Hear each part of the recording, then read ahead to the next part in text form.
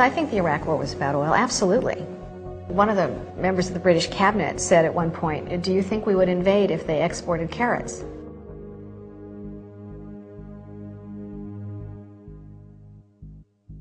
I believe most Americans understand that our dependence on petroleum is a source of vulnerability for this country. It invites attack, it invites terrorism, it's a threat to our well-being.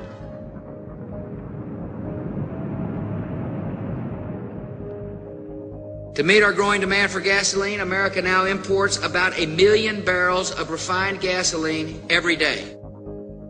He understands he has to offer Americans some sign, some evidence that he's aware of this concern and is doing something about it. Well, the thing that he has offered is drilling in Anwar.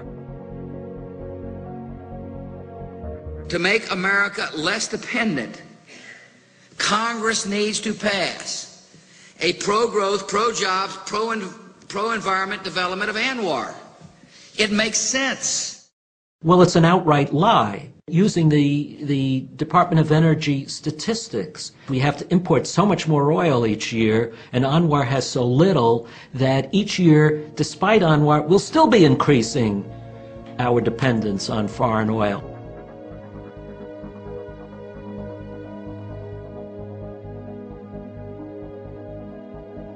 Our long-term outlook has an increase in oil demand in this country over the next 20 years of about 8 million barrels a day. Almost all of that oil will have to be imported.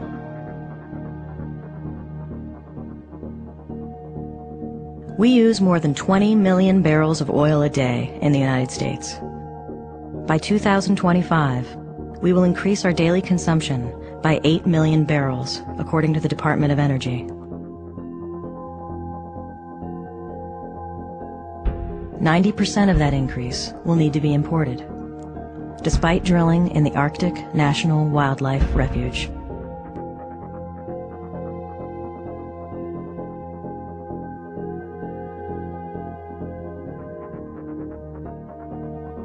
If you look at the Department of Energy's figures on where that oil is going to come from, more and more of it is going to come from unstable, divided, fractious, terrorist-ridden areas of the world. The Persian Gulf, West Africa and North Africa, the Andean region of Latin America, and Central Asia.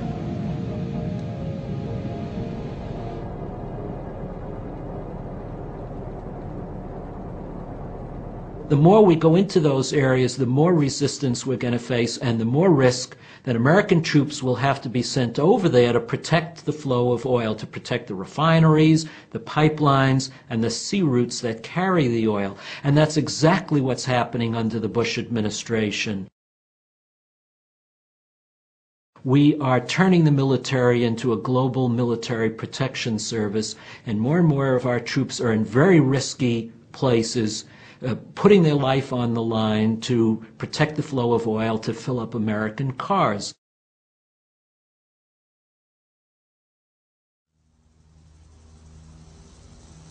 And inevitably there will be a loss of life, and the more dependent we become on this foreign oil, the greater the price in blood that we're going to have to pay to keep maintaining our existing oil dependency.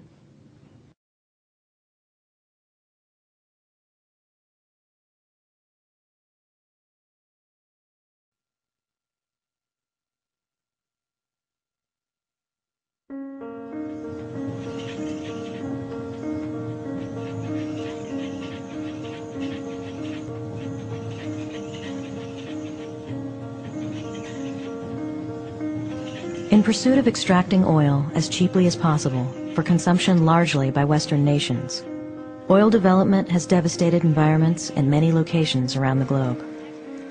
Ecuador is one example. In 1964, Texaco began drilling for oil in the northern region of the Ecuadorian Amazon. During the period from 1964 to 1992, Texaco extracted more than 1 billion gallons of oil from what was, prior to the oil exploration, a pristine rainforest.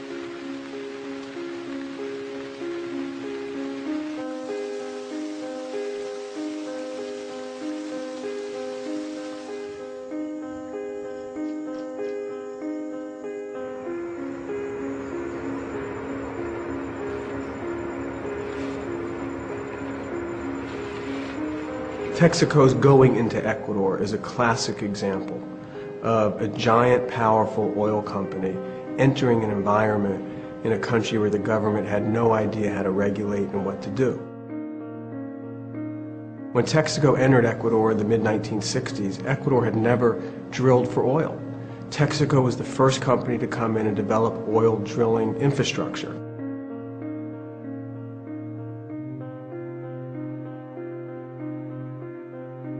Their executives made what turned out to be a very fateful decision. They decided to use practices that they were not using in the United States that were substandard compared to what was being used industry-wide at that time around the world. One is they decided to dump toxic water formation directly into the rainforest environment instead of re-injecting it thousands of feet underground like they were doing at that point in other countries.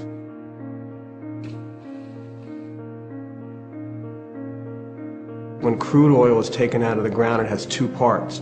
One is the marketable crude that goes to the refinery and onto the commercial market.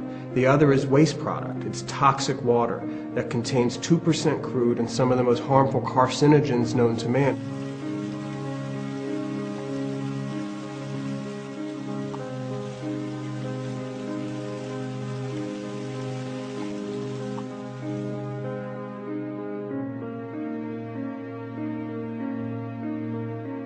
Of the 18 billion gallons of toxic wastewater dumped, if you just take the 2% of toxic wastewater that's pure crude, you have an amount of crude dumped that's 30 times larger than the Exxon Valdez spill.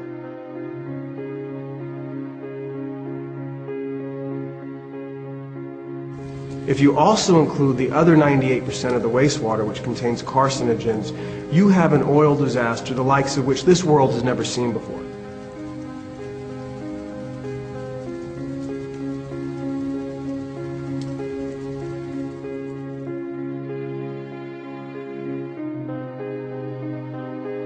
And what's so disturbing about what happened in Ecuador is that this was done deliberately to save money.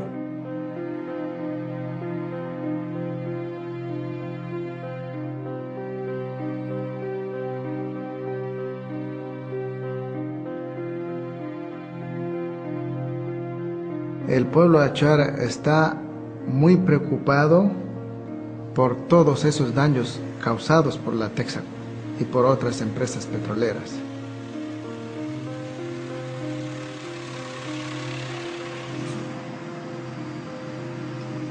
Porque esos daños que han causado es un daño irreparable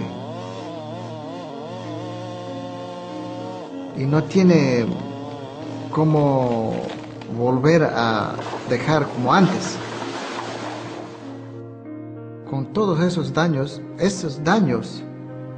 han quedado para los pueblos indígenas.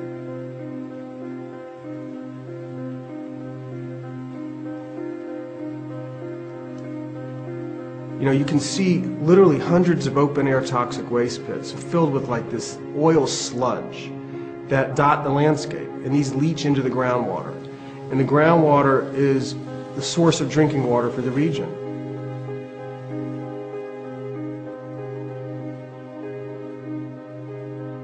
There are thousands of people right now who, because of what Texaco did in Ecuador, are living in a cancer zone where every day they are forced to drink contaminated water just to survive. Thousands of people are being exposed daily to carcinogens. Thousands of people are at risk of contracting cancer. Many of them already have cancer, many of them have passed away. And if this is not cleaned up soon, I believe, as do many medical observers, that in the next decade we will see countless numbers of innocent people perish, including children.